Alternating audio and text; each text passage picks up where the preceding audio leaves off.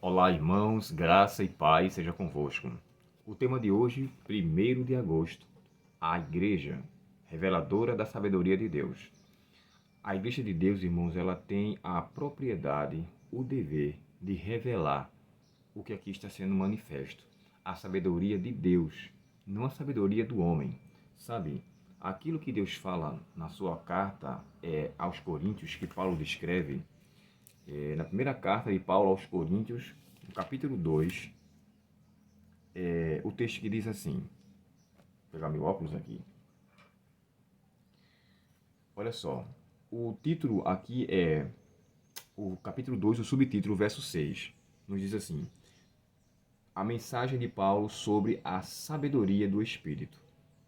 No entanto, quando estávamos entre pessoas maduras, falamos com palavra de sabedoria, mas não com todo tipo de sabedoria desta era, ou de seus governantes que logo caem no esquecimento. Pelo contrário, a sabedoria que nos referimos é o mistério.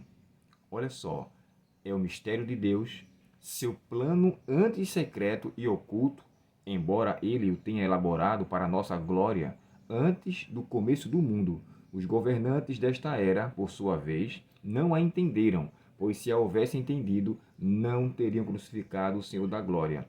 E é a isto que as Escrituras se referem quando dizem: olho nenhum viu, ouvido nenhum ouviu, e mente nenhuma imaginou o que Deus preparou para aqueles que o amam. Mas foi a nós que Deus revelou estas coisas por seu Espírito, pois o seu Espírito sonda todas as coisas, até os segredos mais profundos de Deus. É interessante, eu já falei para vocês isso aqui em outros vídeos, que embora esse texto seja utilizado ou aplicado para as coisas futuras, né? As coisas que Deus preparou para nós, olho não viu, ouvido não ouviu, então existem muitas coisas lá que ninguém nem sabe. Esse texto pode ser aplicado para lá, mas o sentido de Paulo aqui, como eu falei para vocês, é para Deus manifestar, revelar a sabedoria dele para com seus filhos, através do Espírito Santo. É ele que concede, até porque o Espírito Santo nos concede o dom chamado dom da ciência, ou dom do conhecimento, o se tornar sábio para a salvação. E Paulo aqui usa a mesma expressão. O que me chama aqui a atenção é que Paulo diz assim, ó, Paulo novamente reivindicou o seu ministro, é outro dom também. Se você for ler na carta de Paulo aos Efésios, no capítulo 4 e verso 11, ele chega a dizer, a ele manifestou, ou a ele concedeu uns para ministros ou para pastores. Então aqui, Paulo reconhece que o ministério que ele recebeu, ele foi dado unicamente pela graça de Deus como um dom para com que ele realizasse aquilo que ele precisava, de trazer à igreja a revelação da sabedoria de Deus. E é isso que Paulo faz em sua carta aos Efésios. Outro ponto que merece consideração é que Paulo não está fazendo uso, irmãos, como se fosse se exibindo, ou se mostrando, ou se orgulhando. Muito pelo contrário. Ele chega a dizer, ele veio salvar os pecadores, do qual eu sou o principal. E eu sou o pior dos pecadores. Em determinados momentos, ele faz, exemplo, no capítulo 1 de Gálatas, verso 1, Paulo ali reivindica seu apostolado, mas isso ele reivindica para com que ele seja aceito, uma vez que ele demonstra que ele estava ali, escrevendo aquela carta, com um propósito de Deus. Então ele o fez como que um trabalho sendo feito de fato ao Senhor. E é assim que deve ser conosco também, sabe?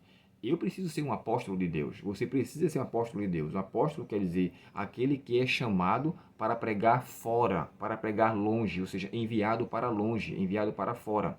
Nós devemos, de fato, aonde quer que formos, exercer o nosso ministeriado ou o nosso ministério apostolado. Deus nos chamou para isso. E aqui o texto é muito claro, para revelar a sabedoria de Deus, não o conhecimento que eu adquiri através de estudos ou de pesquisas, mas a sabedoria de Deus que leva à salvação, que leva a uma reflexão. E aqui Paulo descreve que essa sabedoria, que esse conhecimento foi transmitido, que está ainda até além da compreensão de todo principado e potestade, ou seja, ele concede à igreja uma dádiva tão grande que eles desenvolvem esse dom da sabedoria para a salvação dele e para a salvação daqueles que estão diante deles também.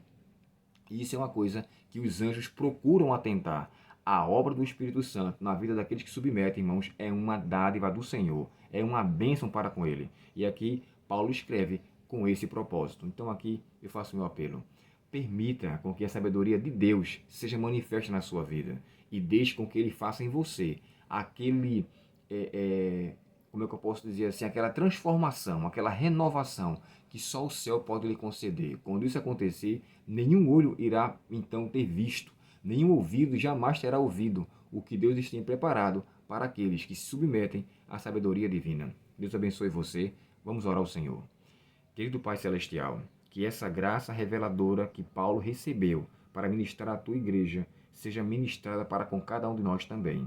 Que possamos, Senhor, com humildade, com sinceridade, mas com seriedade, levar avante a obra da salvação que o Senhor nos confiou. Obrigado, querido Deus, por esta bênção, nos dá a tua paz e permanece conosco, te pedimos em nome de Jesus. Amém. Deus muito te abençoe, um ótimo dia em sua presença e até o nosso próximo estudo, com a graça e o cuidado de Deus.